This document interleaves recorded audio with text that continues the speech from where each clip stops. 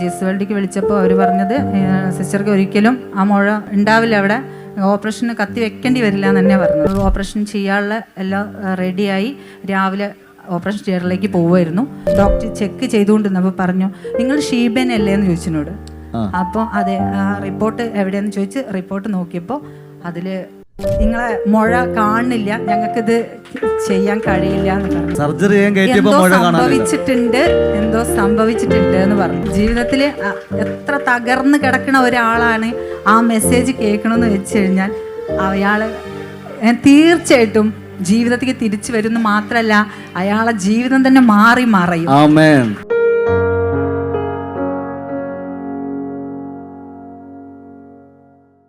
നമ്മൾ അനുഗ്രഹിക്കപ്പെട്ട സാക്ഷ്യങ്ങൾ കേട്ടുകൊണ്ടിരിക്കുകയാണ്. നമ്മുടെ മുമ്പിൽ മറ്റൊരു സാക്ഷ്യവുമായിട്ട് കടന്നു വന്നിരിക്കുന്നത് ഷീവ സുരേഷാണ്, രാമനാട്ടുകരയിൽ നിന്ന്.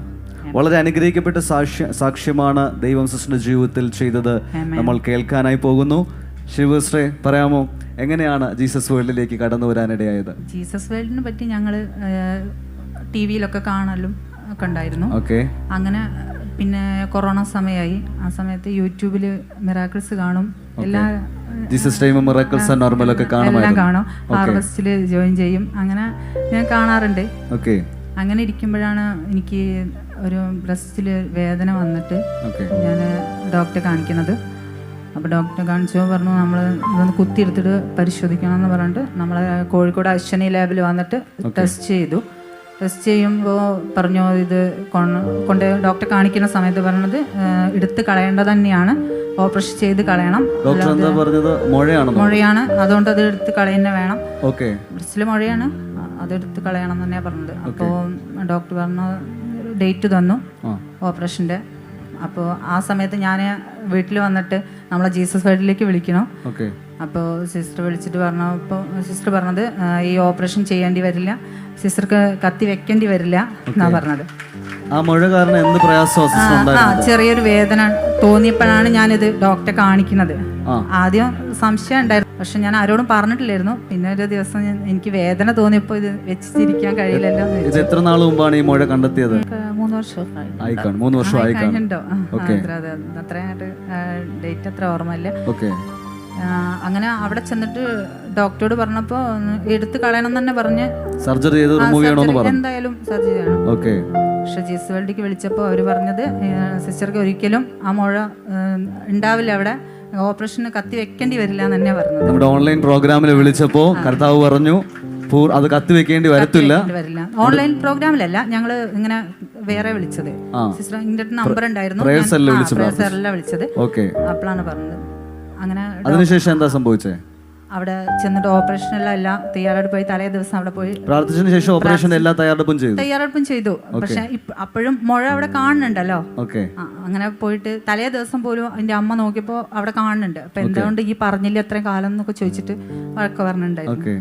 അപ്പോൾ ഞങ്ങള് ഓപ്പറേഷൻ ചെയ്യാനുള്ള എല്ലാം റെഡിയായി രാവിലെ ഓപ്പറേഷൻ തിയേറ്ററിലേക്ക് പോവുമായിരുന്നു.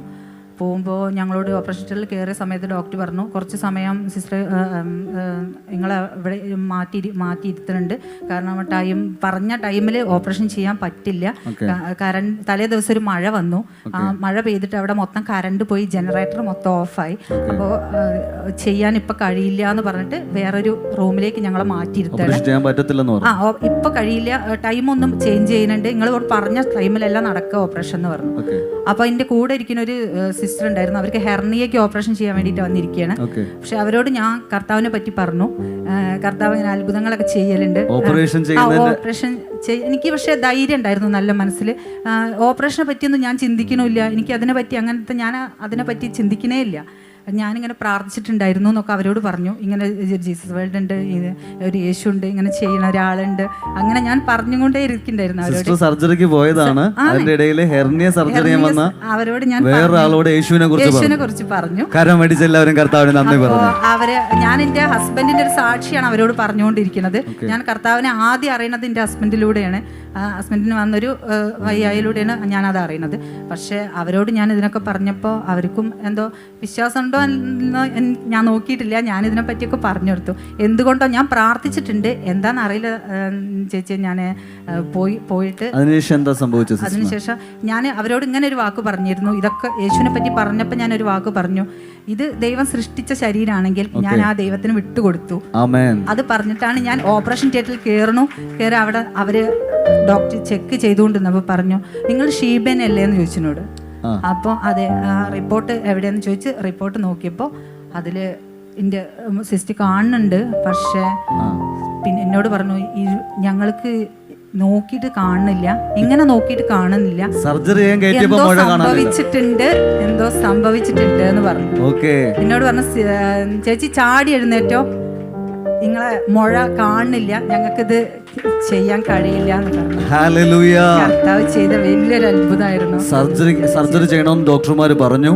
അപ്പോഴാണ് സിസ്റ്റർ പ്രേയർ സെല്ലിൽ വിളിച്ച് പ്രാർത്ഥിക്കുന്നത്. അപ്പോഴും മുഴയുടെ സാന്നിധ്യം അവിടെ ഉണ്ടായിരുന്നു. ഓപ്പറേഷൻ തിയേറ്റർ കയറ്റിയപ്പോൾ മഴ കാരണം, ചില പ്രയാസങ്ങൾ കാരണം ജനറേറ്റർ മൊത്തം ഓഫായി. പക്ഷെ ഞാൻ അന്വേഷിച്ചപ്പോൾ ആ പ്രദേശത്ത് മാത്രമേ അന്ന് മഴ പെയ്തിട്ടുള്ളൂ. ആ തലേ ദിവസം അന്നൊരു മഴയുടെ സമയവും സീസണൊന്നും അല്ല, അല്ലാതെ തന്നെ അവിടെ ഒരു മഴ പെയ്തതും അങ്ങനെ ഭയങ്കര കാറ്റായിരുന്നു എന്നാണ് എല്ലാവരും പറഞ്ഞത്. അങ്ങനെയാണ് കറണ്ടൊക്കെ അവിടുത്തെ ലൈൻ മൊത്തം വീണ. അതൊരു ESI ഹോസ്പിറ്റൽ, ഇവിടെ ചെറുവണ്ണൂർ എന്ന് പറഞ്ഞ ESI ഹോസ്പിറ്റലാണ്. അത് ഒരു ഗവൺമെന്റ് ഇതുള്ള ഹോസ്പിറ്റലല്ലേ. അപ്പോൾ അങ്ങനെ സർജറി ചെയ്യാൻ പറ്റാത്ത വിധമുള്ള പ്രശ്നങ്ങളൊന്നും അവിടെ, കറണ്ടിന്റെ പ്രശ്നങ്ങളൊന്നും അവിടെ വല്ലാതെ വരാത്തതാണ്. പക്ഷെ എന്തുകൊണ്ടോ അന്ന് അവിടെ ഫുൾ സ്റ്റക്കായി പോയി. ആ സമയം സിസ്റ്റർ സുവിശേഷം ഒരാളെടുത്ത് പറഞ്ഞു. ഞാൻ പറഞ്ഞു സുവിശേഷം പറഞ്ഞിട്ടാണ് സർജറിക്ക് പോയത്. ഞാൻ പറഞ്ഞു, കർത്താവ് ഞാൻ വിട്ടുകൊടുത്തിന്റെ ശരീരം സൃഷ്ടിച്ച ആളെന്നെ അത് നോക്കട്ടെ, ഞാൻ എന്തിനാ ടെൻഷൻ അടിക്കണം. കരങ്ങളെ തട്ടി കർത്താവിന് നന്ദി പറഞ്ഞേ. സിസ്റ്റർ പറഞ്ഞത് എന്റെ ശരീരം ദൈവത്തിനുള്ളതാണ്, ഞാൻ അതിന്റെ കർത്താവിന് വിട്ടുകൊടുക്കുന്നു എന്ന് പറഞ്ഞിട്ട് സർജറി ചെയ്യാനായി പോയപ്പോ മുഴ അവിടെ ഇല്ല. ഹല്ലേലൂയ. കരകളടിച്ച് കർത്താവിന് നന്ദി പറഞ്ഞേ. എനിക്ക് വളരെ അതിശയം തോന്നുന്ന ഒരു കാര്യം, പ്രാർത്ഥിച്ചതിനു ശേഷവും മഴ അവിടെ ഫീൽ ചെയ്യുന്നുണ്ടായിരുന്നു. എന്നാൽ ചിലരോട് യേശുവിനെ പറയാനിടയായി. അതിനുശേഷം കർത്താവിൽ തൻ്റെ ശരീരത്തെ ഏൽപ്പിച്ചു കൊടുത്തു. എന്നിട്ട് താൻ സർജറി ചെയ്യാനായിട്ട് പോയപ്പോൾ അവിടെ മഴയെ കാണാനില്ല എന്നാ പറയുന്നത്. കരമടിച്ച് കർത്താവിന് നന്ദി പറഞ്ഞാട്ടെ. വലിയൊരു അത്ഭുതമാണ് ഷീബ സിസ്റ്ററിന്റെ ജീവിതത്തിൽ സ്വർഗം ചെയ്തത്. രാമനാട്ടുകരയിൽ നിന്നൊരു വലിയ അത്ഭുതമാണ് നമ്മൾ കേട്ടത്. സിസ്റ്ററിന് ഈ ഒരു അത്ഭുതം ഉണ്ടായേ തുടർന്ന് എന്തോ മനസ്സിലായത് യേശുവിനെ കുറിച്ച്? ഞാൻ മനസ്സിലാക്കി, ജീവിക്കുന്ന ഒരു ദൈവമുണ്ട്. ആമേൻ. അത് എല്ലാവർക്കും അറിയാതെ പോയല്ലോ എന്നുള്ളൊരു സങ്കടം മാത്രമേ ഉള്ളൂ എനിക്ക്. സിസ്റ്റർ പറയുന്നത് ജീവനുള്ളൊരു ദൈവമുണ്ട്, എന്നാൽ എല്ലാവരും ആ ദൈവത്തെ അറിയുന്നില്ലെന്നൊരു വേദന മാത്രമേ സിസ്റ്ററിനുള്ളൂ. അതെ, എല്ലാവരും എന്താ പറയാ, വേറെയുള്ള കാര്യങ്ങളിലേക്ക് നടക്കുമ്പോൾ അത് ഭയങ്കര സങ്കടം തോന്നും. കാരണം കർത്താവിന് ഇങ്ങനെ ഒരു ജീവനുള്ള ദൈവത്തിനെ വരെ അറിയാൻ ഇവർക്ക് കഴിയണില്ലല്ലോ എന്നുള്ള അത് വല്ലാത്തൊരു സങ്കടം എനിക്ക്. ഒരാളോട് പറയുമ്പോഴും അത് അവർ മനസ്സിലാക്കാഞ്ഞാൽ എനിക്ക് മനസ്സിൽ ഭയങ്കര സങ്കടം തോന്നും. കാരണം ഞാനത് അനുഭവിച്ചറിഞ്ഞതുകൊണ്ടായിരിക്കാം. അവർക്കത് അനുഭവത്തിലേക്ക് വരുമ്പോൾ അവര് അങ്ങനെ. സിസ്റ്റർ പറയുന്നത് എന്റെ ശരീരം കർത്താവിന് വിട്ടുകൊടുക്കുന്നു പറയാനുള്ള ഒരു ധൈര്യം. ഒരു പക്ഷേ ജോൺ ബോന്റെ മെസ്സേജുകൾ സിസ്റ്റർ നിരന്തരം കേൾക്കുന്നുണ്ട്. തീർച്ചയായിട്ടും ബ്രദറിന്റെ ഓരോ മെസ്സേജും നമുക്ക് പുതുജീവൻ തരുന്ന ഓരോ മെസ്സേജുകളാണ്. ജീവിതത്തിൽ എത്ര തകർന്ന് കിടക്കുന്ന ഒരാളാണ് ആ മെസ്സേജ് കേൾക്കണമെന്ന് വെച്ച് കഴിഞ്ഞാൽ അയാള് തീർച്ചയായിട്ടും ജീവിതത്തിലേക്ക് തിരിച്ചു വരുന്ന മാത്രല്ല, അയാളെ ജീവിതം തന്നെ മറയും. ഇങ്ങനെ ഒരു ബ്രദറിനെ നമ്മൾക്ക് ഞാൻ എപ്പോഴും സത്യമായിട്ട് ചിന്തിക്കലുണ്ട്, ഇങ്ങനെ ഒരു ബ്രദറിനെ നമുക്ക് ദൈവം തന്നിട്ടില്ലെങ്കിൽ എന്നോ നശിച്ചു പോകുമായിരുന്നു. കരമടിച്ച് കർത്താവിന് നന്ദി പറഞ്ഞേ. ദൈവവചനം പറയുന്നത് ഇങ്ങനെയാണ്, കാട്ടുപോത്തിന്റെ കൊമ്പുകൾക്കിടയിൽ എനിക്ക് അവൻ ഉത്തരം അരുളുന്നു. ഓപ്പറേഷൻ തിയേറ്ററിലേക്ക് കയറ്റിയ സമയത്ത് സർജറി ചെയ്യുന്നതിന് തൊട്ട് മുമ്പായിട്ട് യേശുവിലുള്ള വിശ്വാസം ഒരു വലിയ അത്ഭുതത്തെ ചെയ്തു. സിസ്റ്ററിന്റെ ഉറപ്പിനെ ദൈവം മാനിച്ചു. ആ ജോൺ ബോയിലൂടെ കേട്ട വചനങ്ങൾ സിസ്റ്ററിന്റെ ഹൃദയത്തെ ഉറപ്പിച്ചു. വലിയൊരു അത്ഭുതമാണ് ഷീബ സിസ്റ്റർ നമ്മളോട് പറയാനുള്ളത്. ഇന്നൊരു പക്ഷേ മഴയോടെ ഭാരത്തോടെ ഞങ്ങളെ കാണുന്ന ആരെങ്കിലും ഉണ്ടെങ്കിൽ വിശ്വാസത്തോടെ നിങ്ങളും ഏറ്റെടുത്താട്ടെ. ഒരു വലിയ അത്ഭുതം നമ്മൾ കാണാനായി പോവുകയാണ്. അതുകൊണ്ട് ചേർന്ന് എല്ലാവരും കരങ്ങൾ അടിച്ച് ആ നല്ലവനായ കർത്താവിനെ സ്തുതിച്ചാട്ടെ.